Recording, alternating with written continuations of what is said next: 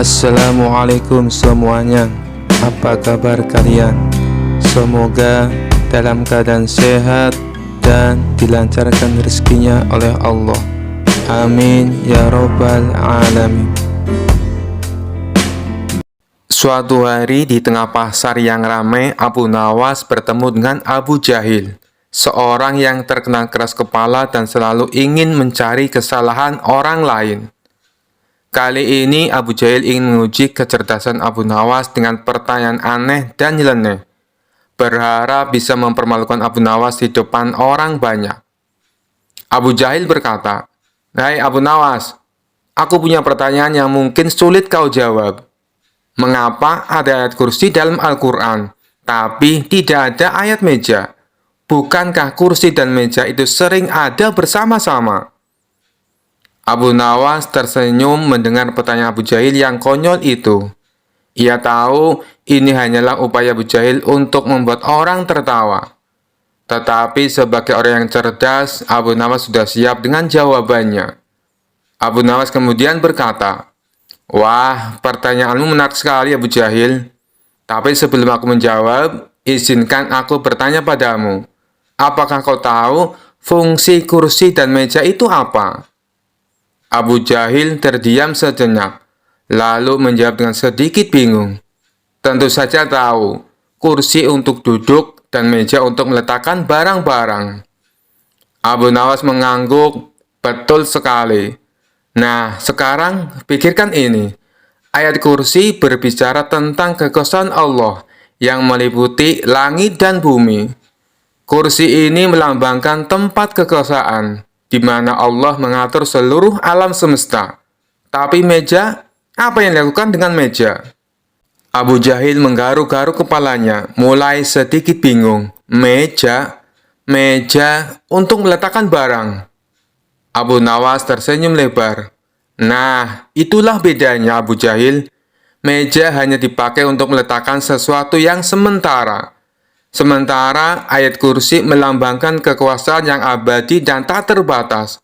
Allah tidak membutuhkan tempat untuk meletakkan sesuatu, seperti kita membutuhkan meja. Allah Maha berdiri sendiri, tanpa perlu meletakkan atau bergantung pada apapun." Orang-orang di pasar mulai tertawa kecil, mengerti kemana arah logika Abu Nawas. Tapi Abu Jahil masih belum menyerah. Abu Jahil berkata lagi, "Tapi kenapa tidak ada ayat meja kalau begitu? Meja kan juga penting." Abu Nawas kembali tersenyum dan berkata, "Abu Jahil, kau tahu kenapa tidak ada ayat meja? Karena Allah tidak butuh meja. Segala sesuatu sudah diaturnya dengan sempurna, tanpa perlu ada meja untuk meletakkan atau menyimpan apapun. Lagi pula, jika ada ayat meja, maka kau akan bertanya, kenapa tidak ada ayat lemari? Kita bisa berdebat selamanya tentang perabotan. Tapi yang penting adalah esensi dari ayat-ayat itu." Para pendengar di pasar mulai tertawa lebih keras. Mereka kagum dengan cara Abu Nawas membalik pertanyaan konyol Abu Jahil menjadi jawaban yang cerdas dan menghibur. Abu Jahil yang mulai merasa malu karena pertanyaannya malah membuat dirinya terlihat konyol. Akhirnya berkata dengan wajah sedikit kesal, "Baiklah Abu Nawas, kau memang selalu bisa menjawab pertanyaan apapun. Kali ini aku kalah." Kisah selanjutnya. Keseharian Abu Nawas dalam menafkahi keluarganya adalah bekerja sebagai tukang kayu. Setiap pagi, Abu Nawas rajin ke hutan untuk menebang kayu dengan kapak andalannya. Lalu kayu tersebut dijual ke pasar dan uangnya untuk menafkahi keluarganya. Suatu ketika, saat Abu Nawas dalam perjalanan di hutan, kapak yang biasa dibawanya jatuh ke dalam jurang. Tanpa kapaknya, otomatis ia tidak bisa bekerja seperti biasanya. Kapak itu adalah satu-satunya peralatan yang ia punya. Kejadian tersebut membuat Abu Nawas bersedih hati. Ia pun lalu memutuskan balik ke rumahnya. Dalam perasaan yang sangat sedih itu, tiba-tiba di tengah perjalanan, datanglah jin yang menyamar sebagai seorang laki-laki berbaju putih. Jin itu datang dan menggoda Abu Nawas yang kondisinya sedang tidak stabil. "Hai Abu Nawas, kenapa kamu kelihatan seperti sedih?" tanya jin itu. "Iya, kapak saya satu-satunya telah jatuh ke jurang. Kalau begini, bagaimana saya bisa bekerja?" jawab Abu Nawas dengan nada sedih. "Oh, begitu. Saya akan bantu mengambilkannya untukmu," kata jin itu kembali. Tak berapa lama kemudian, sang jin itu pun turun ke bawah jurang. Ternyata jin tersebut memiliki keinginan untuk menguji kejujuran Abu Nawas yang sering didengarnya. Terbesit di benak jin untuk memberikan kapak yang lain yang terbuat dari emas. Apa reaksi Abu Nawas nantinya? "Wahai Abu Nawas, apakah ini kapakmu?" tanya jin itu. "Bukan, kapak saya jelek kok," jawab Abu Nawas. Jin itu kembali turun ke jurang, dan kali ini ia memperlihatkan kapak yang gagahnya berlapis mutiara dan intan kepada Abu Nawas. "Apakah ini kapakmu, wahai Abu Nawas?" tanya jin itu kembali. "Bukan, bukan itu, kapak saya sudah jelek kok," tegas Abu Nawas. Untuk ketiga kalinya, jin itu turun ke jurang dan memperlihatkan kapak yang biasa Abu Nawas gunakan. "Iya, itu baru kapak saya," sahut Abu Nawas kegirangan. Jin itu kagum dengan kejujuran Abu Nawas. Ia pun mengakui bahwa Abu Nawas memang benar-benar seorang yang jujur. Lalu jin itu berkata kepada Abu Nawas, "Hai Abu Nawas, seandainya kamu mengaku kalau kapak emas adalah milikmu, tentu saya akan memberikannya padamu. Meskipun saya tahu kamu berbohong. Akan tetapi kamu malah berkata jujur apa adanya," ucap sang jin.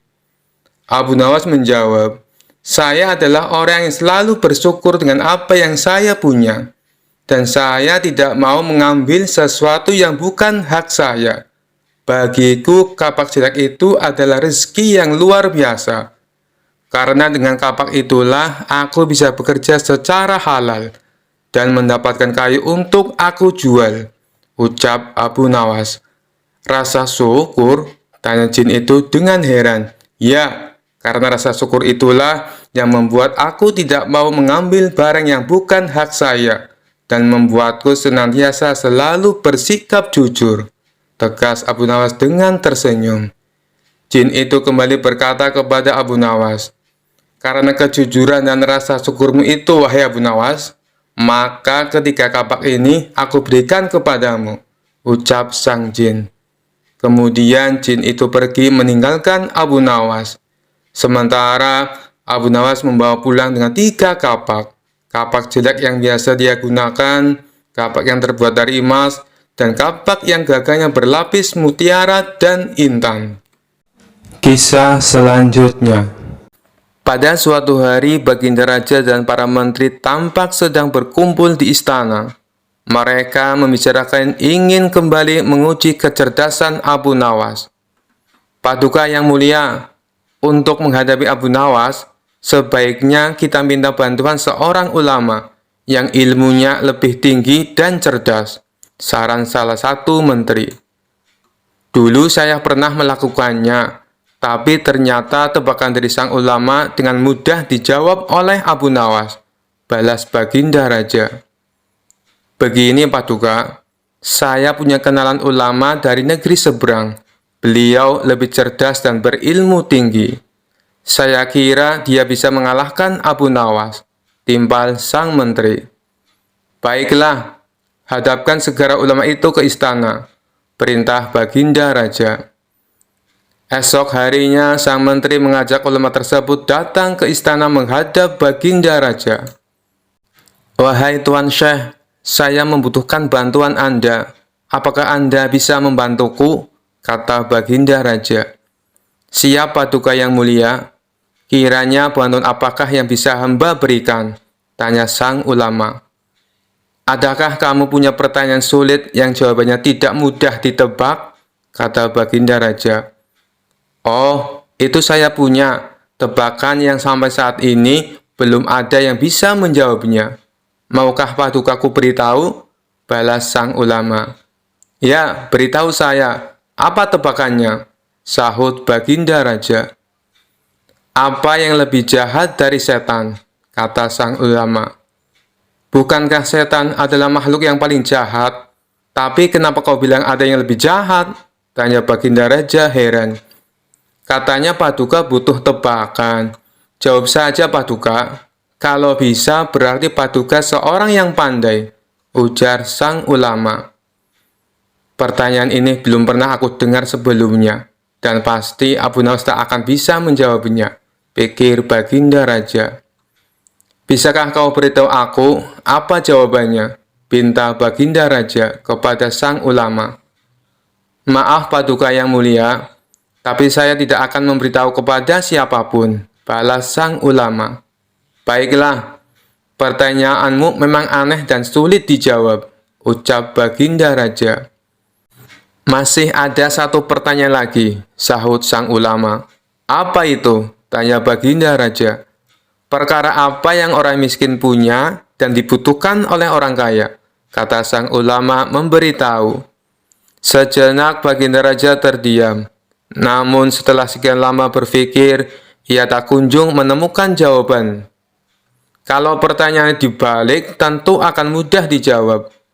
Perkara apa yang orang kaya punya dan dibutuhkan orang miskin? Tentulah jawabannya harta. Tapi ini malah sebaliknya. Ini yang membuat saya menjadi pusing, ujar Baginda Raja. Namanya saja tebakan Paduka, tentu penuh dengan teka-teki, timpal sang ulama. Kedua pertanyaanmu memang bagus dan tepat sekali untuk menantang Abu Nawas, puji Baginda Raja. Maka pada keesokan harinya, dipanggillah Abu Nawas menghadap Baginda Raja. Ketika Abu Nawas tiba di istana, Baginda Raja berkata, Abu Nawas, aku punya pertanyaan untukmu. Jika kamu menjawab dengan benar, kamu akan mendapatkan hadiah. Tetapi jika kamu salah, kamu akan dihukum. Apakah kau berani menerima tantangan ini? Tanya Baginda Raja. Abu Nawas yang kali itu sedang membutuhkan uang, langsung mengiyakan tantangan tersebut. Saya siap Paduka. Apa pertanyaannya? Sahut Abu Nawas. Apa yang lebih jahat dari setan? Tanya Baginda Raja. Yang lebih jahat dari setan adalah kedengkian kita, jawab Abu Nawas. Mendengar hal itu, Baginda Raja tercengang dengan jawaban Abu Nawas. Sementara sang ulama memuji akan kecerdasan Abu Nawas. Baiklah Abu Nawas, sekarang pertanyaan kedua. Apa yang dipunyai oleh orang miskin, tapi dibutuhkan oleh orang kaya? Tanya Baginda Raja. Jawabannya adalah harapan. Karena orang miskin punya harapan, sedangkan orang kaya butuh lebih banyak lagi, jawab Abu Nawas. Untuk kedua kalinya, Baginda Raja dibuat tercengang oleh kecerdasan Abu Nawas. Ia tak menyangka pertanyaan yang dianggapnya sulit dengan mudah dijawab oleh Abu Nawas. Begitu pula dengan sang ulama, ia kembali memuji atas kecerdasan Abu Nawas. Sesuai dengan janji yang diucapkan Baginda Raja, kemudian memberi Abu Nawas hadiah. Kisah selanjutnya. Ada saja permintaan Baginda Raja. Tujuannya sih bagus, ingin membuat rakyatnya bahagia. Tapi kalau caranya tidak masuk akal, tentu hal ini akan membuat pusing orang yang disuruhnya. Siapa lagi kalau bukan Abu Nawas? Suatu hari sang raja mengadakan sayembara menangkap matahari. Hal ini didasari oleh keluhan masyarakatnya yang merasakan betapa panas teriknya matahari kala itu. Hingga memasuki waktu yang ditentukan, tak ada seorang pun yang menyatakan kesanggupannya menangkap matahari. Sang raja pun lalu langsung menunjuk si cerdik Abu Nawas untuk menangani hal ini. Cepat panggil Abu Nawas kemari. Ada tugas penting yang harus dia lakukan, perintah Baginda Raja kepada beberapa pengawalnya. Singkat cerita, datanglah Abu Nawas menghadap Baginda Raja. Ampun Paduka yang mulia, ada gerangan apa Paduka memanggil hamba? Tanya Abu Nawas. Begini Abu Nawas, beberapa hari ini saya mendapatkan banyak pengaduan dari rakyatku, jawab Baginda Raja. Kalau boleh tahu, apa pengaduan mereka, Paduka Yang Mulia? Barangkali hamba bisa membantu, Paduka, balas Abu Nawas. Akhir-akhir ini mereka mengeluh dengan panasnya terik matahari. Katanya panas kali ini tidak seperti biasanya. Hal inilah yang membuat mereka tidak kuat berlama-lama bekerja di ladang, tutur Baginda Raja. Lalu menurut Paduka sendiri, apa solusinya? Tanya Abu Nawas. Saya ada ide. Bagaimana kalau matahari ditangkap saja, Abu Nawas? Dan orang yang pantas untuk melakukan pekerjaan itu adalah kamu, ujar Baginda Raja. Mendengar perintah Baginda Raja, Abu Nawas langsung tertunduk lemas. Apa tidak ada cara yang lain, Paduka? Misalnya mereka diliburkan dulu bekerja di ladang, kata Abu Nawas mengusulkan. Tidak bisa, Abu Nawas. Kalau mereka libur berladang, lalu mereka mau makan apa? Jalan satu-satunya matahari harus ditangkap, balas Baginda Raja. Abu Nawas hanya terdiam. Dalam hati ia berkata, bagaimana mungkin matahari bisa ditangkap? Pekerjaan yang mustahil dilakukan. Namun karena ini adalah titah Baginda Raja, mau tidak mau Abu Nawas harus menerimanya. Sekarang kamu pulang dulu, Abu Nawas, dan besok kamu harus kembali ke sini untuk menangkap matahari. Kalau kamu tidak bisa melakukannya, kamu akan menerima hukuman, titah Baginda Raja. Tibanya di rumah, Abu Nawas terus memikirkan cara supaya ia bisa lepas dari hukuman. Ia terus memutar otaknya hingga tengah malam.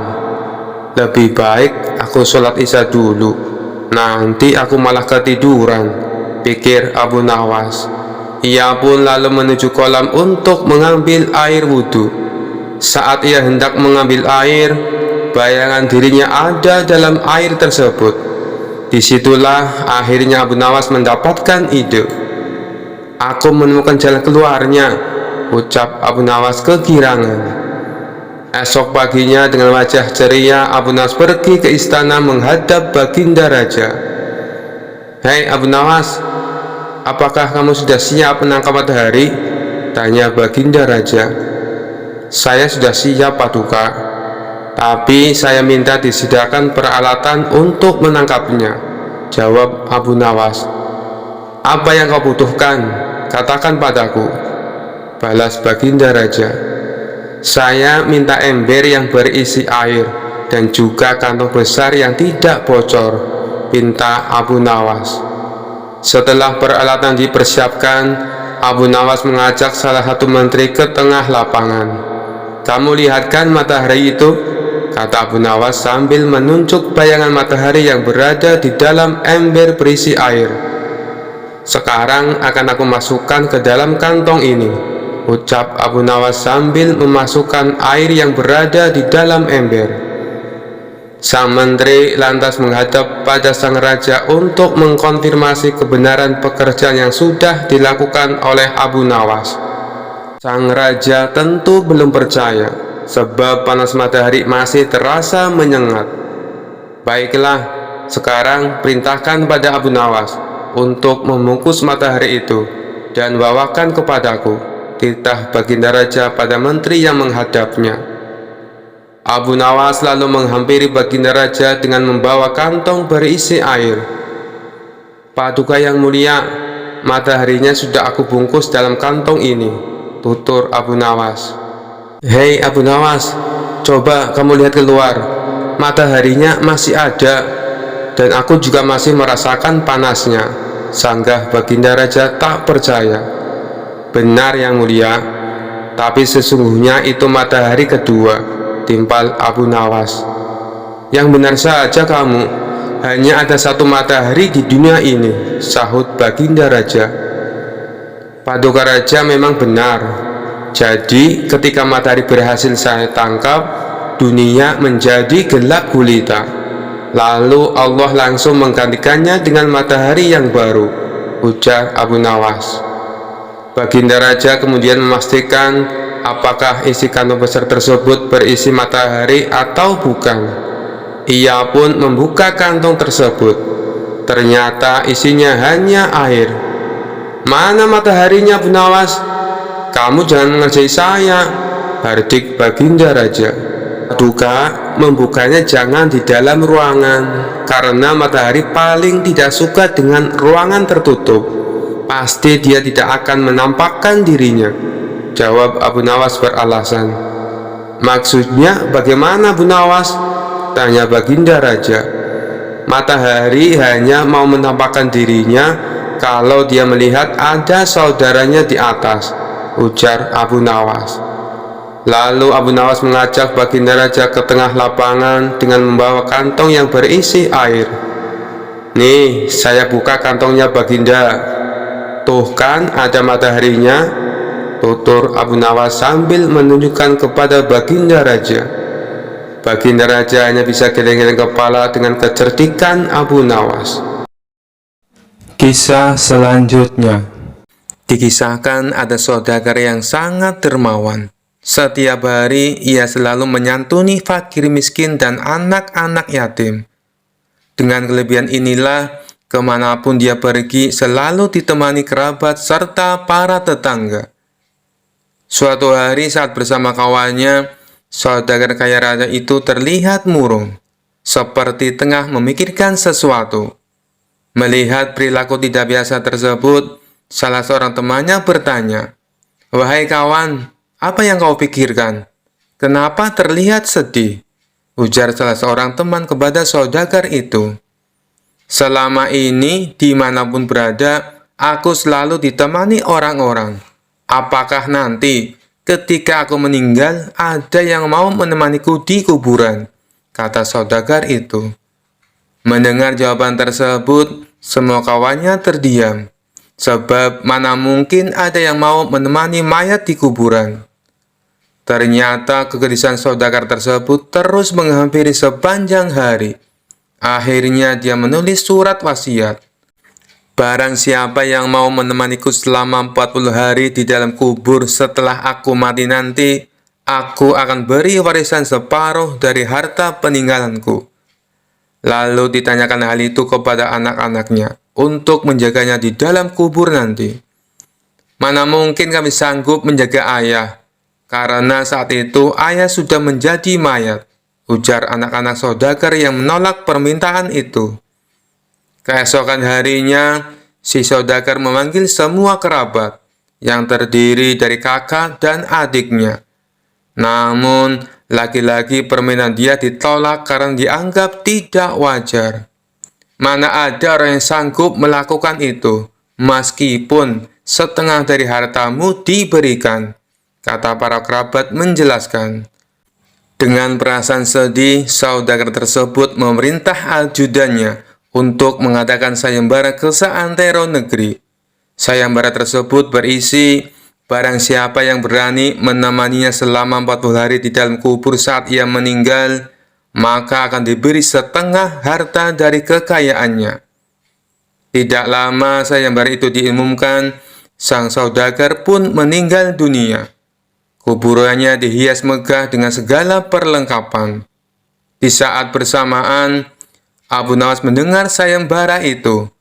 Dengan tergesa-gesa, dirinya menuju rumah si saudagar untuk memberitahu bahwa ia bersedia menjalani sayembara tersebut. Keesokan harinya, dikemukakanlah saudagar itu. Abu Nawas pun ikut masuk ke liang lahat sambil membawa kapak berharganya yang setiap hari menemani bekerja mencari kayu di hutan. Setelah seluruh pelayat pergi, hanya tersisa Abu Nawas menemani jenazah di liang lahat. Tidak lama kemudian, malaikat Mungkar Nakir bertanya ke jenazah tersebut. Menyadari siapa yang datang, Abu Nawas pun sedikit menjauh dari mayat saudagar kaya itu. Dalam hati, Abu Nawas berpikir, sudah tiba saatnya mayat itu diinterogasi. Namun ternyata yang ditanya bukanlah mayat saudagar, Tetapi kedua malaikat itu malah menuju ke arahnya. "Apa yang kau lakukan di sini?" ujar malaikat Mungkar dan Nakir.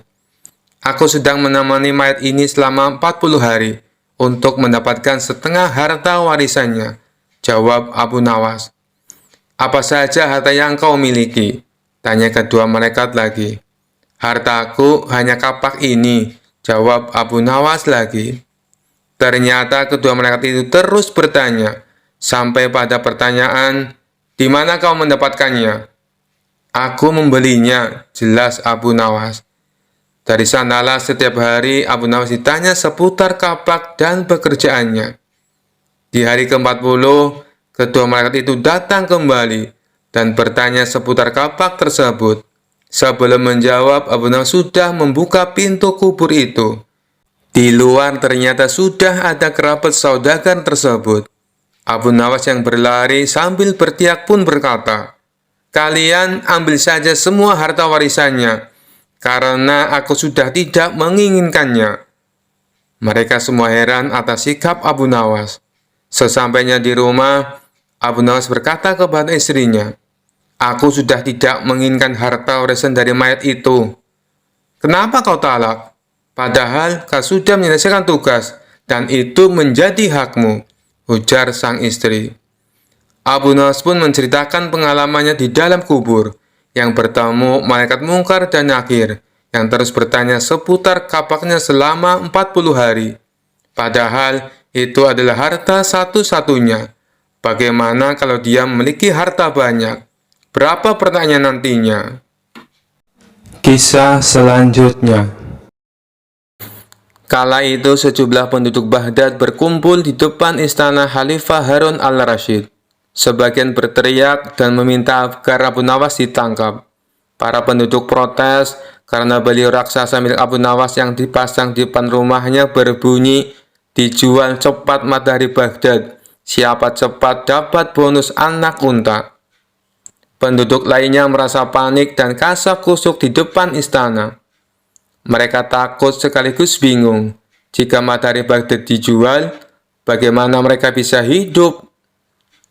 "Abu Nawas, kamu serius mau menjual matahari?" tanya Khalifah Harun al-Rasyid sambil mengamati massa yang membeludak di depan istananya. "Benar, Baginda, supaya kita bisa ikut cara mereka menggunakan otak," jawab Abu Nawas. "Maksudnya?" Khalifah kembali bertanya. "Begini, Baginda, apakah Baginda senang infrastruktur di Baghdad terbangun hebat di zaman Baginda? Baginda bangga bisa menjadi tauladan buat rakyat, bahwa selama menjabat jadi khalifah, Baginda tidak korupsi. Baginda senang tidak mempertontonkan keserakahan dengan menguasai ratusan ribu hektar padang pasir, padahal Baginda bisa melakukannya dengan kekuasaan yang sekarang Baginda genggam," beber Abu Nawas. Khalifah Harun al-Rasyid yang bingung lantas meminta Abu Nawas untuk menjelaskan maksud dari ucapannya itu. "Abu Nawas, coba langsung saja ke inti masalah. Jika Baginda turun dan tanya massa yang sekarang berdemonstrasi itu, ketahuilah bahwa mereka akan menjawab, 'Buat apa bangun infrastruktur? Infrastruktur tidak bisa dimakan.' Jadi, jalan-jalan mulus yang Baginda bangun selama ini, puluhan bendungan yang Baginda banggakan, lapangan terbang, rel kereta api, pasar-pasar, itu semua percuma, tak bisa dimakan," kata Abu Nawas menjelaskan. Khalifah Harun al-Rasyid terdiam. Baginda bangga tidak korupsi. Anak Baginda jual pisang goreng, itu malah membuat mereka marah dan cemburu. Buat mereka, Baginda mestinya korupsi saja, agar mereka tak repot-repot lagi bikin isu yang tidak masuk akal. Misalnya, Baginda keturunan Mongolia, Baginda memusuhi ulama, Baginda membiarkan partai Bats yang sudah dilarang tumbuh lagi. Wah, pokoknya banyak, Baginda. "Lalu, apa hubungannya dengan menjual matahari?" tanya Khalifah Harun al-Rasyid. Abu Nawas kemudian menjelaskan, apa yang dianggap Khalifah Harun sebagai prestasi nasional justru dianggap pemborosan dan membebani negara. karena mereka terbiasa melihat prestasi yang ada di ruang gelap. Di ruang gelap, gadis cantik pun tak terlihat. Bahkan sebatang emas pun bisa dianggap besi. Tapi kalaupun mata mereka tak melihat di ruang gelap, bukankah telinga mereka mendengar, hati mereka terbuka? Bagaimana mungkin mereka menuduhku memusuhi ulama? Padahal wakilku sekarang adalah ulama besar. Jikapun mereka tak suka aku, bukankah kepada mereka sekarang aku sodorkan ulama yang dulu mereka klaim mereka bela? Mengapa sekarang mereka tinggalkan? Abu Nawas kemudian berkata, Baginda, itulah enaknya melihat dunia di ruang gelap sambil terbalik. Kita bisa menikmati apa yang mereka nikmati selama ini. Baginda tidak capek berpikir rasional. Khalifah Harun ar-Rasyid kembali terdiam. Abu Nawas lanjut menjelaskan, Percayalah Baginda, hanya dengan melihat segala sesuatu di kegelapan, Baginda akan paham mengapa selama ini mereka melihat infrastruktur megah, pemerataan pembangunan daerah tertinggal, semuanya sama sekali tidak berguna, karena tak bisa dimakan. Mohon jangan katakan, infrastruktur memang tak bisa dimakan, tapi dengan infrastruktur kita semakin mudah cari makan. Itu cara berpikir rasional dan normal, Paduka. Masa di depan istana semakin membludak. Khalifah Harun al-Rasyid masih diam. Ia lantas memberi isyarat membenarkan ucapan Abu Nawas. Jadi, boleh saya menjual matahari, Baginda? Kisah ini menunjukkan Abu Nawas sebagai pribadi yang cerdas dan peduli. Mimpi tak akan nyata karena keajaiban. Butuh keringat, kebulatan tekad, dan kerja keras untuk mewujudkannya. Kisah selanjutnya. Dikisahkan ada seorang bernama Ilham Alimuddin. Dia dulunya merupakan jenderal perang yang sangat terkenal. Ahli siasat perang, jago negosiasi, dan juga kaya raya. Tapi karir berperangnya terhenti setelah mengalami kelumpuhan saat memimpin perang melawan Bizantium. Tidak berselang lama, anak istrinya juga ikut terbunuh. Ia pun akhirnya memilih untuk pensiun menjadi tentara. Sang jenderal ini hidup sendirian dengan kekayaannya yang berlimpah. Meskipun sudah tua dan menderita kelumpuhan, naluri menantang orang masih melekat dalam diri sang jenderal. Tapi kali ini bukan menantang adu kekuatan fisik, melainkan adu kekuatan pikiran. Tampaknya ia bukan hanya ingin dikenal sebagai jenderal perang, tetapi ia juga ingin dikenal sebagai tokoh paling cerdik dan pandai di kota Baghdad. Untuk itulah, dia tak segan-segan memberikan banyak hadiah bagi siapa saja yang bisa menjawab teka-tekinya. Sampai hari ini, sudah 100 orang yang lebih yang dia tantang. Namun tak satu pun dari mereka yang berhasil mengalahkannya. Total pertanyaan yang diajukan jenderal ada 3. Tapi yang unik dari permainan ini, apabila berhasil menjawab soal pertama dan kedua, tetapi gagal menjawab pertanyaan ketiga, maka semua hadiahnya menjadi gugur. Hal inilah yang membuat orang-orang kesal dengan sang jenderal. Aku kesal dengan sang jenderal yang lumpuh itu, kata seseorang kepada kawannya. Pertanyaan pertama dan kedua berhasil aku jawab dengan benar. Tapi pas pertanyaan ketiga, dia tanya, siapakah malaikat yang menyiksa manusia? Langsung saja aku jawab malaikat Malik. Dia bilang jawabanku itu katanya salah. Loh, bukannya jawabanmu itu benar? Tanya kawannya heran. Kamu juga salah. Aku kira kamu pintar. Yang benar itu malaikat Zabaniyah. Malaikat-malaikat hanya penjaga neraka. Timpal orang tersebut kepada kawannya. Suatu hari, datanglah seorang pemuda ke rumah sang jenderal. Pemuda ini sangat terkenal pandai dan cerdik di kotanya. Ia menerima tantangan sang jenderal untuk menjawab teka-tekinya. Namun, seperti tamu-tamu yang lainnya, pemuda itu gagal mengalahkan sang jenderal. Karena kesal dan kecewa, pemuda itu pun berkata, "Wahai jenderal, apakah Tuan berani menantang Abu Nawas?" "Wah, ide bagus itu. Sampaikan kepada Abu Nawas, saya menantang dia." Maka pergilah pemuda itu ke rumah Abu Nawas dan menyampaikan tantangan tebat dari sang jenderal. Sementara sang jenderal menyiapkan materi yang lain dari biasanya. Bisa dibilang kali ini teka-tekinya sangat sulit dipecahkan. Itu karena mengingat reputasi Abu Nawas adalah pujangga yang cerdik dan mempunyai 1001 akal. Oleh karenanya, sang jenderal sangat berhati-hati dan tidak sembarangan dalam membuat pertanyaan. Esok harinya, datanglah Abu Nawas ke rumah sang jenderal. "Silakan masuk Abu Nawas," sambut sang jenderal kepada Abu Nawas. Ternyata sang jenderal telah menyiapkan hidangan untuk tamu istimewanya itu.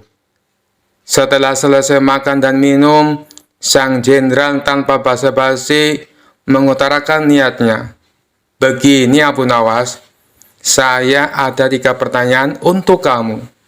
Kalau kamu bisa menjawabnya, dan ini khusus untuk kamu, hadiahnya akan saya tambah 2 kali lipat. Bukan 100.000 dirham, tetapi 200.000 dirham."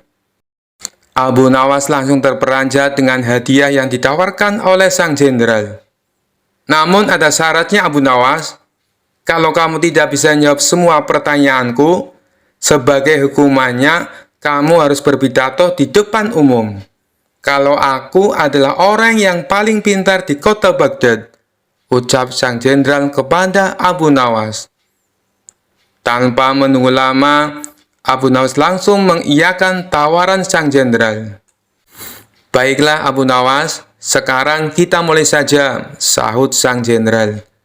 "Tapi sebelumnya tutup matamu dengan kain ini, dan engkau harus menggendongku karena aku akan mengajakmu ke suatu tempat."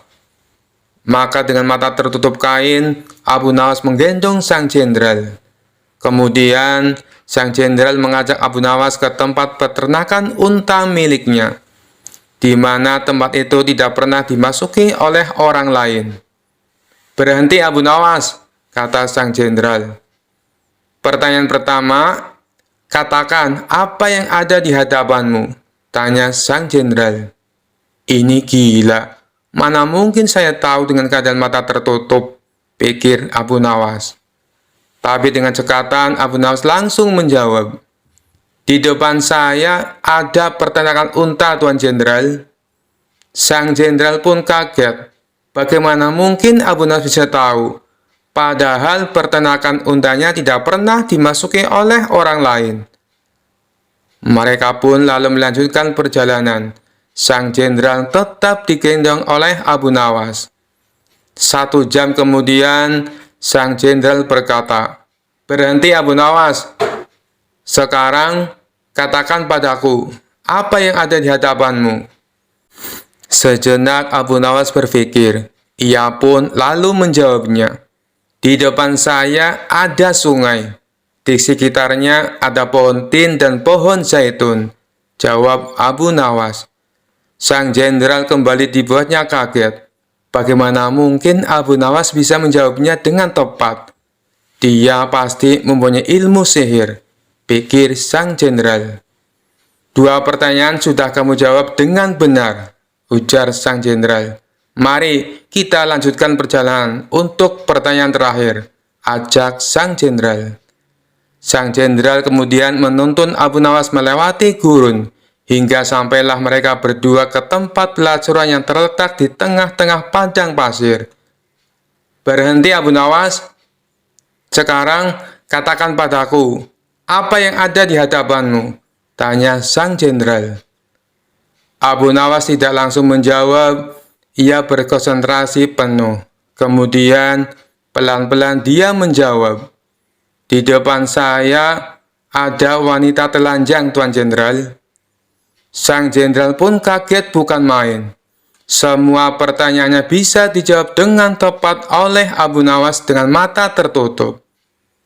Sesuai kesepakatannya, akhirnya esok paginya sang jenderal menyerahkan hadiahnya di depan istana dan disaksikan oleh Baginda Raja dan masyarakat. Tapi sebelum memberikan hadiahnya, sang jenderal berpidato menceritakan pengalaman mereka berdua. "Wahai Abu Nawas, saya masih penasaran. Bagaimana kamu bisa menjawab semua pertanyaanku, sedangkan kedua matamu tertutup kain?" tanya sang jenderal. "Itu mudah saja, Tuan Jenderal," jawab Abu Nawas. "Ketika Tuan mengajukan pertanyaan pertama, kaki saya menginjak kotoran unta. Dari situlah saya menebak kalau saya berada di peternakan unta." Baginda Raja tersenyum mendengar jawaban Abu Nawas, sedangkan sang jenderal hanya bisa geleng-geleng kepala. "Lalu dengan pertanyaan kedua, bagaimana kamu bisa menjawab dengan tepat?" tanya sang jenderal. Abu Nawas kembali menjawab, "Meskipun mata saya tertutup, tapi telinga saya bisa mendengar adanya suara air mengalir dan burung puyuh yang berkicau. Burung puyuh hanya mau makan biji-bijian buah tin dan zaitun. Sedangkan pohon tin dan zaitun hanya tumbuh di pinggiran sungai." Lagi-lagi Baginda Raja tersenyum. Sang jenderal dibuatnya terperangah dengan jawaban Abu Nawas. "Baiklah, semua jawabanmu itu masuk akal. Tapi kenapa kamu juga bisa menebak dengan tepat atas pertanyaan yang ketiga?" tanya sang jenderal penasaran. Dengan entengnya Abu Nawas menjawab, "Itu sangat mudah sekali, Tuan. Saat Tuan menyuruh saya berhenti, tiba-tiba saja saya merasakan ular Tuan bergerak-gerak di punggung saya." "Nut-nutan, Tuan Jenderal," jawab Abu Nawas sambil menahan tawa. "Dari situlah saya bisa mengetahui kalau di depan saya ada wanita telanjang." Spontan saja Baginda Raja ikut tertawa terpingkal-pingkal mendengarnya. Sedangkan sang jenderal hanya bisa tersenyum kecut menahan rasa malu. Kisah selanjutnya. Kisah ini bermula ketika Abu Nawas sedang nongkrong di warung bersama kawan-kawannya. Salah satu kawannya lalu bertanya, "Hei Abu Nawas, menurutmu apakah makan pada siang hari bisa membatalkan puasa?" Abu Nawas menjawab, "Masa kayak gitu saja kalian tidak tahu? Tentu saja puasanya batal." "Oh begitu ya. Begini Abu Nawas, kamu kan terkenal cerdik. Adakah makanan yang bila dimakan tidak membatalkan puasa?" tanya kawan lainnya. "Ada, yaitu makanan asli langsung dari surga. Kalian bebas memakannya sampai kenyang," jawab Abu Nawas. "Itu sih mustahil Abu Nawas. Yang saya tanyakan makanan di dunia," timpal kawannya. "Tentu saja ada, yaitu ayam bakar dan sop kambing. Tapi ada syaratnya, kalian memakannya saat dalam mimpi," balas Abu Nawas. Seketika mereka semua tertawa terpingkal-pingkal.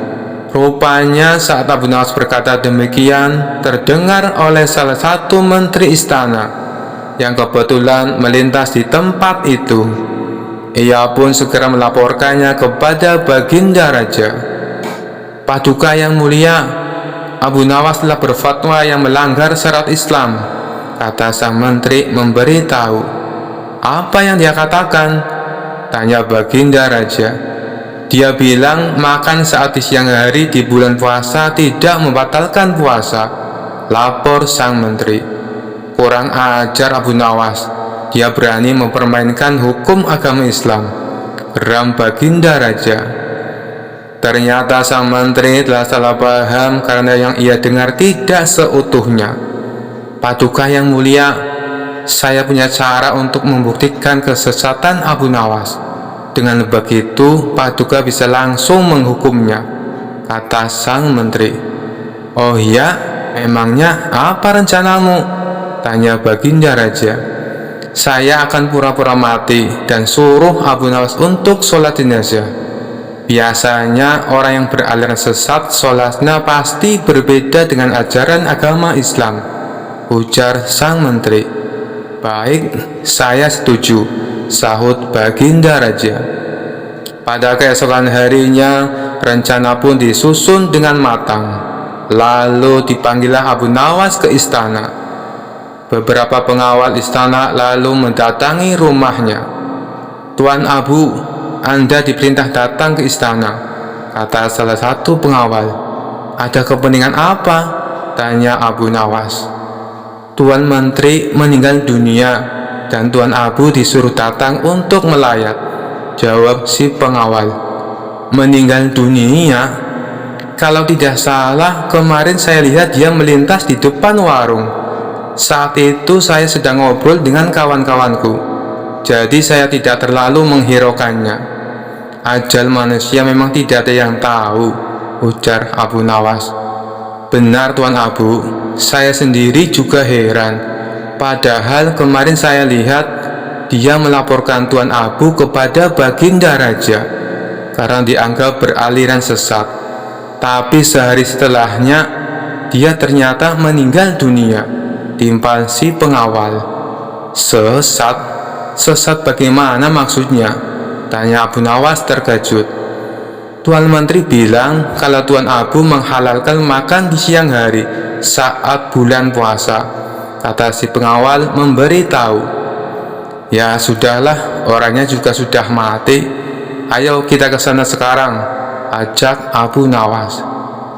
Singkat cerita, sampailah Abu Nawas ke istana. Ketika ia memasuki aula kerajaan, terlihat sosok jenazah di dalam keranda. Tapi yang membuat Abu Nawas curiga, kenapa kerabat keluarga sang menteri tidak ada yang hadir, terutama istri dan anak-anaknya. Kemudian Baginda Raja menyuruh Abu Nawas untuk segera menyolati jenazah sang menteri. "Mari Paduka, kita sholat bersama-sama," ajak Abu Nawas. "Kamu saja, aku sudah mensolatinya," tolak Baginda Raja. Ini tidak seperti biasanya. Padahal setiap kali ada pejabat istana yang meninggal dunia, Baginda Raja pasti sholat jenazah bersamaku, kata Abu Nawas dalam hati. Hal ini membuatnya semakin bertambah curiga.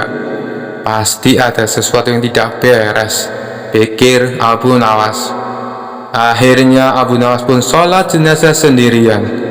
Dan tiba-tiba saat ia sholat jenazah, Abu Nawas menambahkan ruku dan sujud.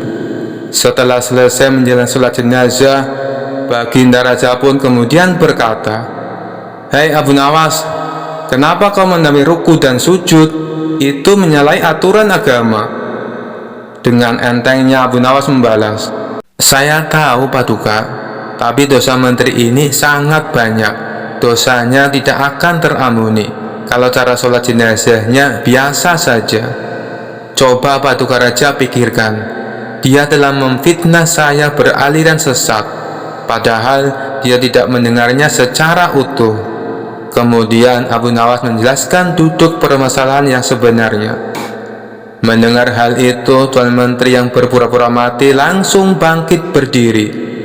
"Kurang ajar kau Abu Nawas, justru kamu yang dosanya sangat banyak," bentak Tuan Menteri tak terima.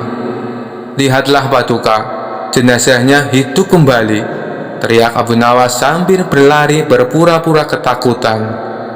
Sementara Baginda Raja spontan tertawa terpingkal-pingkal dengan ulah Abu Nawas ini. Kisah selanjutnya. Kisah ini dimulai pada saat Baginda Raja sudah lama tidak bertemu dengan Abu Nawas. Hal tersebut membuat Baginda Raja merasa galau dengan keadaan kerajaan yang sepi dan sunyi tanpa kehadiran Abu Nawas. Baginda Raja tampaknya ingin mendengar cerita-cerita lucu Abu Nawas. Akhirnya Abu Nawas dihadirkan ke istana kerajaan. Kemudian terjadi dialog antara keduanya. Setelah sekian lama berbincang-bincang, Raja tiba-tiba saja ingin menguji kepandaian Abu Nawas. "Wahai Abu Nawas, Besok pagi, bawalah ibumu ke istanaku ini. Engkau akan aku beri hadiah 100 dinar, kata baginda raja. Mendengar titah rajanya membuat Abu Nawas sangat kaget. Bagaimana tidak, karena raja sebenarnya sudah tahu kalau ibunya telah lama meninggal dunia. Bahkan raja pun sempat ikut melayat ke rumah Abu Nawas. Akan tetapi karena iming-iming hadiah yang sangat menggiurkan itu, Abu Nawas justru menyetujui permintaan aneh dari raja tersebut. Setibanya di rumah, Abu Nawas langsung sibuk mencari seorang wanita tua yang kemudian nantinya akan dijadikan sebagai ibunya untuk dihadirkan ke istana. Setelah lama mencari, akhirnya Abu Nawas menemukan orang yang sedang diinginkan itu. Abu Nawas lalu menjelaskan maksudnya kepada perempuan tersebut. Abu Nawas berjanji akan membagi hadiah kepada wanita itu dengan adil. Tanpa berpikir panjang, perempuan itu menyetujui permintaan Abu Nawas. Keesokan harinya, pagi-pagi sekali Abu Nawas sudah sampai ke istana. Abu Nawas menuju istana sambil menggendong seorang perempuan tua. "Wahai Abu Nawas, itukah ibumu?" tanya baginda raja. "Benar tuanku yang mulia, ini adalah ibuku. Beliau sudah tua dan kakinya lemah, sehingga hamba harus menggendongnya ke istana," tutur Abu Nawas. "Apakah engkau ibunya Abu Nawas? Ingat ya, kalau bohong maka akan aku hukum dirimu," tanya baginda raja kepada perempuan tua tersebut. Begitu mendengar ucapan rajanya, perempuan itu terlihat sangat ketakutan, sehingga perempuan itu membuat pengakuan yang sebenarnya jika semua itu adalah sandiwara Abu Nawas untuk mendapatkan hadiah dari baginda raja. Mendengar penjelasan dari wanita tua itu membuat baginda raja tertawa kegirangan. Baginda akan menghukum Abu Nawas dengan 100 kali pukulan sebagai hukumannya. "Karena engkau berjanji kepadaku akan membawa ibumu ke istana, aku juga berjanji akan memberimu hadiah 100 dirham. Namun sangat disayangkan, kali ini engkau tidak bisa memenuhi janjimu, sehingga engkau harus dihukum dengan 100 kali pukulan," kata baginda raja. Abu Nawas yang dari tadi hanya diam, sekarang ia dalam posisi terdesak. Ia segera memutar otaknya agar terhindar dari hukuman. Tak lama setelah itu, ia sudah menemukan cara ampuh untuk lepas dari hukuman tersebut. "Wahai tuanku yang mulia, sebelumnya hamba sudah berjanji dengan perempuan tua itu bahwa aku akan membagikan hadiah yang akan paduka berikan dengan sama rata. Karena sekarang hamba dihukum 100 kali pukulan, jadi yang 5 pukulan saya terima. Sedangkan yang 50 pukulan lagi tolong diberikan kepada perempuan tua tersebut," kata Abu Nawas. Dalam hati baginda bergumam, jangankan dipukul 50 kali, dipukul 1 kali saja perempuan tua itu tidak akan mampu berdiri. Akhirnya baginda mengambil keputusan bahwa uang yang 50 dinar diberikan kepada perempuan tua itu. Dalam keadaan tersebut, Abu Nawas menyela rajanya. "Ampun beribu, ampun paduka yang mulia. Jika ibuku telah mendapat hadiah dari paduka, tidak adil kiranya kalau anaknya ini dilumpuhkan begitu saja," protes Abu Nawas. "Baiklah, ini bagian untukmu," kata raja sambil memberikan 50 dinar kepada Abu Nawas. Kisah selanjutnya. Tidak seperti biasanya, di istana Raja Harun al-Rasyid terlihat ramai banyak tamu berkumpul. Ternyata ada pertemuan para ulama bersama baginda raja. Setelah selesai membicarakan berbagai masalah agama dan negara, di sela-sela waktu santainya, sang raja melontarkan pertanyaan kepada para ulama. "Adakah di antara kalian yang tahu kira-kira Allah sedang apa sekarang?" Tentu saja pertanyaan itu tak lazim, namun Memang begitulah karakter Baginda Raja. Apakah Paduka tidak mempercayai keberadaan Allah? Tanya balik salah satu dari mereka. Saya sangat percaya adanya Allah, dan saya percaya Allah maha segala-galanya, menguasai segala alam semesta dan alam akhirat. Yang saya tanyakan, kira-kira Allah sedang apa sekarang? Para ulama saling berpandangan satu sama lain. Mereka bingung harus menjawab apa. Tidak elok rasanya Baginda bertanya seperti itu. Jangan samakan zat Allah dengan manusia, ujar mereka. Sudah saya katakan, saya tidak menyamakan zat Allah dengan apapun, apalagi dengan manusia. Saya hanya ingin tahu, kira-kira saat ini Allah sedang apa? Kalau kalian tidak tahu, bilang saja tidak tahu, balas sang raja. Sejenak suasana menjadi hening. Lalu Baginda Raja teringat dengan sosok Abu Nawas. Mungkinkah Abu Nawas bisa menjawab pertanyaanku ini? Ucap Baginda Raja dalam hati. Kemudian Baginda Raja menyuruh para pengawal untuk segera memanggil Abu Nawas ke istana. Berangkatlah beberapa pengawal pergi menuju rumah Abu Nawas. Setibanya di sana, ternyata Abu Nawas tidak ada di rumah. Sang istri memberitahu kalau Abu Nawas sedang minum kopi di warung. Para pengawal istana pun segera menuju ke sana. Sementara Abu Nawas yang sedang asik kumpul bareng temannya di warung ditanya oleh salah satu kawannya, "Hei Abu Nawas, kemarin dapat proyek apa dari Baginda Raja? Pastinya Baginda Raja memberimu banyak hadiah." "Tidak ada," jawab Abu Nawas singkat. "Kalau begitu, berikan sedikit nasihat kepada kami," desak yang lainnya. "Kebenaran adalah sesuatu yang berharga, bukan hanya dari segi agama, tapi juga dari segi materi," ujar Abu Nawas sembari menyeruput kopi dengan hati-hati. "Tapi mengapa terkadang kita harus membayar mahal untuk sebuah kebenaran?" sahut kawan lainnya.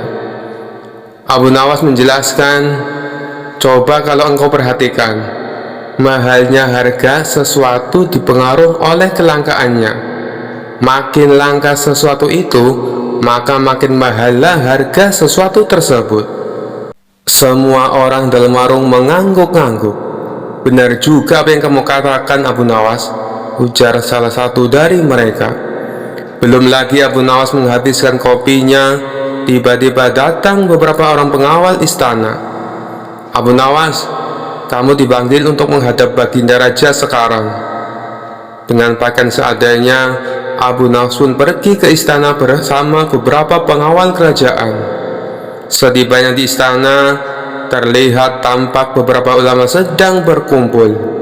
Sang raja tampak duduk berwibawa di singgasananya. Begitu melihat Abu Nawas, Baginda Raja langsung memanggilnya.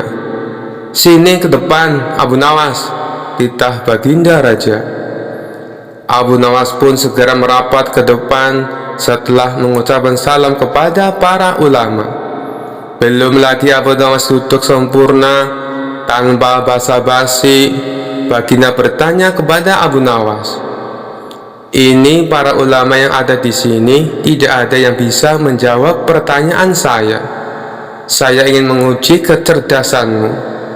Apa kamu bisa menjawabnya atau tidak?" kata Baginda Raja kepada Abu Nawas. "Wahai Paduka yang mulia, bukankah beliau-beliau ini adalah ulama yang berilmu agama tinggi, sedangkan hamba hanyalah orang biasa. Rasanya tidak pantas kalau saya yang menjawabnya," sahut Abu Nawas. "Tapi kalau boleh tahu, pertanyaan macam apakah yang Baginda tanyakan?" Baginda Raja berkata, "Tadi saya bertanya kepada para ulama di sini, kira-kira Allah sedang apa sekarang? Tapi tak ada satupun yang bisa menjawabnya. Apakah kau tahu Allah sedang apa sekarang?" Mendengar pertanyaan aneh itu, sejenak Abu Nawas terdiam. Saya bisa menjawab pertanyaan itu, tapi ada syaratnya, sahut Abu Nawas. Apa syaratnya? Tanya Baginda Raja sedikit terkejut. Syaratnya adalah saya harus duduk di singgasana Baginda Raja, dan Baginda Raja harus duduk di bawah bersama para ulama, jawab Abu Nawas. Syarat macam apa lagi ini? Gumam Baginda Raja dalam hati. Tapi karena penasaran dengan jawaban Abu Nawas, Baginda Raja pun menuruti permintaan Abu Nawas. Setelah Abu Nawas duduk di singgasana Baginda Raja dan Raja Harun al-Rasyid duduk di bawahnya, Abu Nawas berkata dengan lantang, "Kalau Baginda ingin tahu Allah sedang apa sekarang, saksikanlah Allah sedang mengangkat Abu Nawas menjadi raja dan Harun al-Rasyid menjadi rakyat biasa." Spontan Baginda Raja pun tertawa mendengar ucapan Abu Nawas, diiringi oleh beberapa ulama yang sedang duduk di sampingnya. "Kamu memang pintar, Abu Nawas. Kamu malah memanfaatkan pertanyaan ini untuk bisa duduk di atas singgasanaku. Tapi memang yang kamu katakan itu benar, maka aku pun tak bisa marah kepadamu." Baginda Raja pun memberikan hadiah kepada Abu Nawas atas kecerdasannya. Kisah selanjutnya. Suatu ketika Abu Jahal yang merupakan tetangga dekat Abu Nawas sedang mempersiapkan pesta besar di rumahnya. Hampir semua kerabat dan tetangga terdekat diundang kecuali Abu Nawas. Meski demikian, Abu Nawas tidak menaruh rasa benci kepada Abu Jahal, sebab ia tahu persis wataknya. Mengenai pesta yang akan Abu Jahal adakan tanpa mengundang Abu Nawas, sebenarnya hanya bertujuan ingin membalas dendam. Pasalnya selama ini usaha Abu Jahal untuk mengerjai Abu Nawas selalu gagal. Dan menurutnya, kali ini dengan rencana membuat pesta besar di rumah bisa dengan puas meledak Abu Nawas. Pesta yang akan diselenggarakannya terbilang tidak main-main. Abu Jahal bahkan mengundang koki ternama dari negeri seberang. Ia rela membayar upah cukup mahal supaya bersedia memasak di rumahnya. Tentu saja karena yang memasak adalah koki ternama, cita rasa masakan yang dibuatnya pastilah lezat dan menggugah selera. Kala itu Abu Nawas yang sedang duduk di depan rumah tanpa sengaja mencium aroma masakan yang begitu lezat. Betapa nikmatnya aroma masakan ini, apalagi kalau sampai memakannya, gumam Abu Nawas. Ia pun penasaran dari mana asal aroma masakan itu.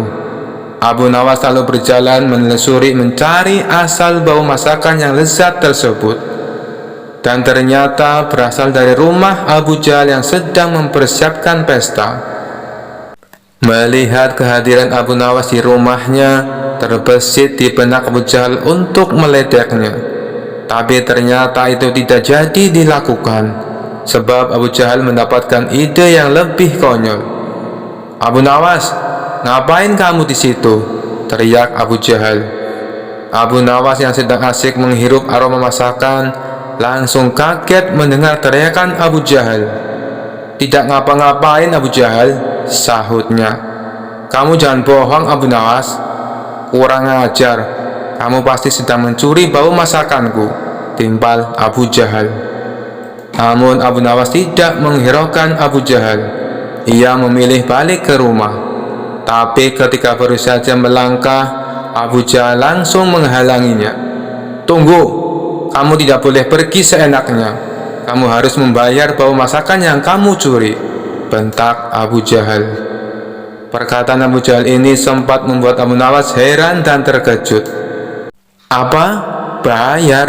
Hanya mencium bau masakan disuruh bayar?" tanya Abu Nawas tidak percaya. "Benar, karena masakanku ini dibuat oleh koki profesional dengan bayaran mahal," jawab Abu Jahal sombong. Dikarenakan tidak ada yang mau mengalah, pertengkaran kedua orang ini mengundang perhatian warga setempat. Para warga pun langsung mengerumuni mereka berdua dengan tujuan melerai.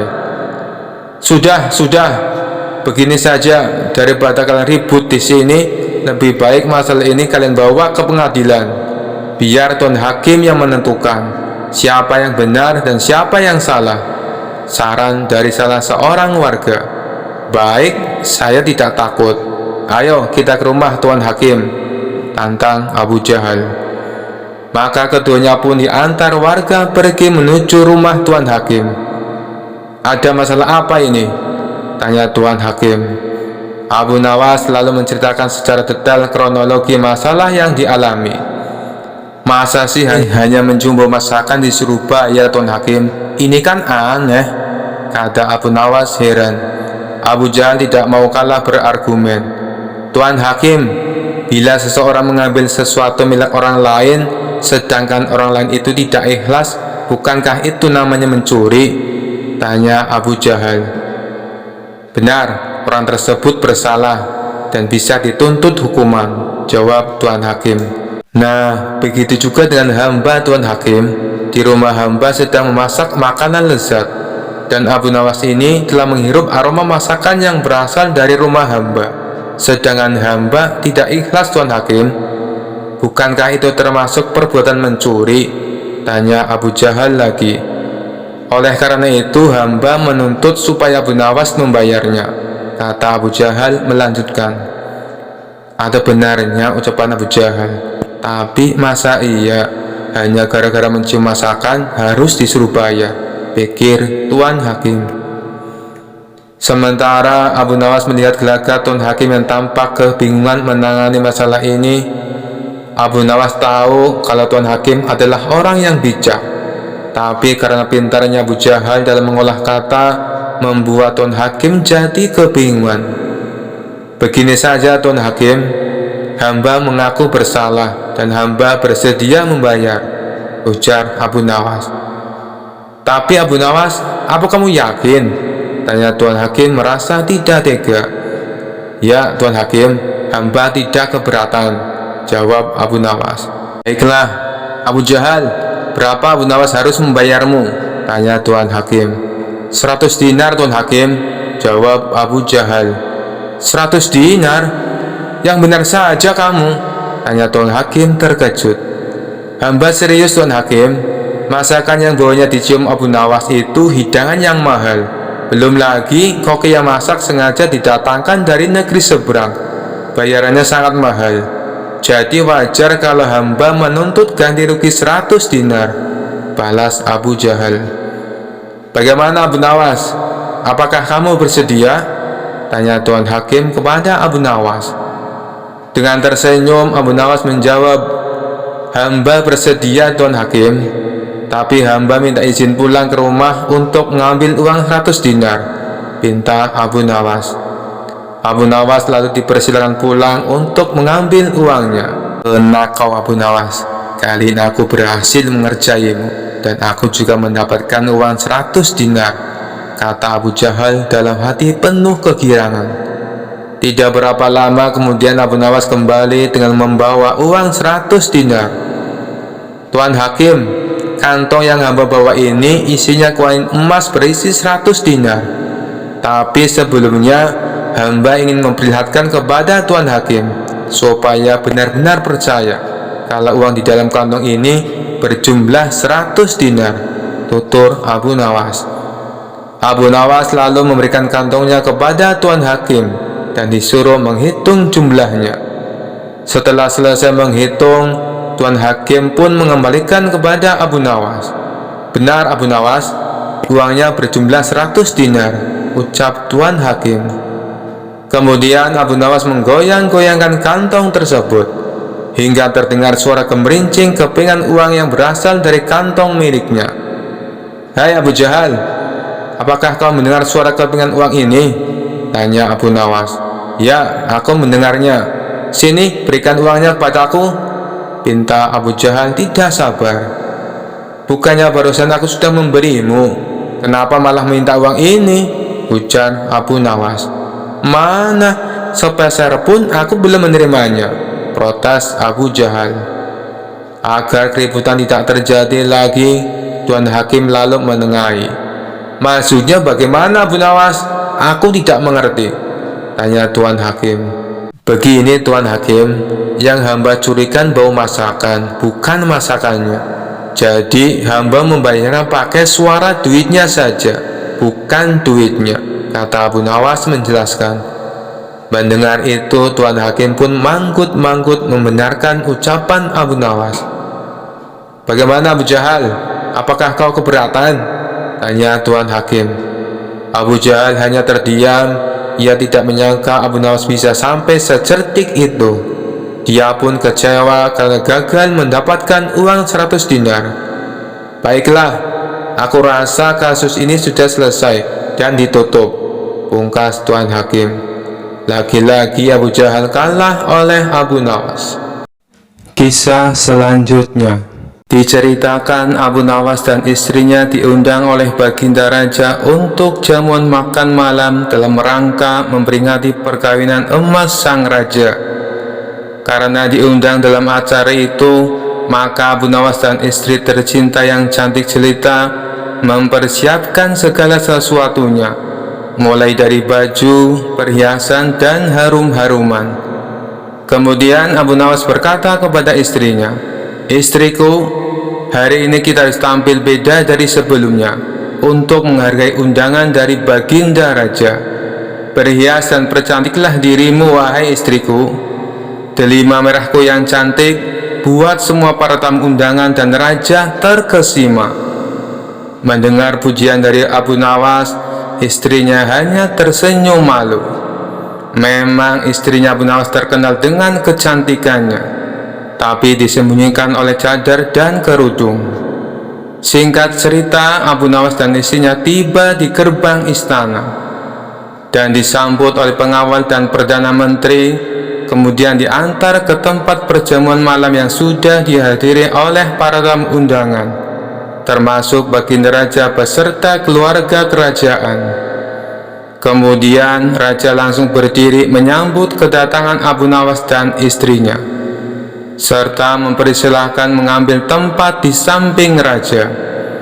Tanpa basa-basi dan panjang lebar, Baginda Raja membuka acara tersebut dan memberikan kata sambutan yang ringkas dan pendek. Acara makan malam pun dimulai.